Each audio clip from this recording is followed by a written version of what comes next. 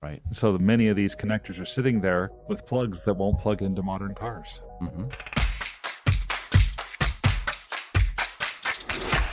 Trump administration is now removing EV chargers from government buildings. This is the General Services Administration, or GSA. They're shutting down reportedly 8,000 EV chargers at federal sites and deleting websites about EV efforts. 18 months ago, the GSA, which manages facilities and logistics support for federal government's sprawling network of office buildings, was openly celebrating its efforts to get more fleet and employee vehicles to go all electric. This was during the Biden era days. By 2025, a very different time in the federal government, and now GSA is reportedly shutting down all EV chargers on federal properties nationwide. We were speculating, are these chargers free to federal employees or to anyone for that matter, or are they the pay-for-use type? My understanding is that they're the pay-for-use type, but they're not commercial pay-for-use. You go to Blank, you go to ChargePoint, you pay somewhere 50 to 60 cents per kilowatt for energy for your car, even though the provider of that system may only pay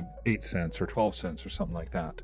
So they're not running at for profit. They're taking whatever costs they get in electricity and they're just passing it on to the person who has the car. Doesn't seem like very good business. If the overriding concern is cutting government waste, creating some profitability, the infrastructure is already there. We're talking 8,000 chargers. Now, if it's not profitable, turn it profitable. Raise the rate to match or to exceed the cost of the kilowatts for those charging stations. Another thing that they would need to do would be to change the connectors. A lot of the connectors on these chargers are CHAdeMO connectors. They've been phased out now for almost 5 years. Good point. So we need some NACS connectors on those chargers. It turns out that they have received direction that all GSA-owned charging stations are not mission critical. While President Trump said on the campaign trail that he is for electric cars, his administration seems to be acting to the contrary. He issued an executive order to end what he falsely claimed President Biden's EV mandate, ordered a halt to federal EV fast charging funding, and is targeting an end to EV tax credits. It's kind of interesting that with Elon's participation and influence, something like this would have been enacted. It does seem interesting to that, and yet at the same time, the one background article I read to help support this was saying that Elon is actually behind some of these moves because he sees the inefficiency that the government is running these chargers at a loss.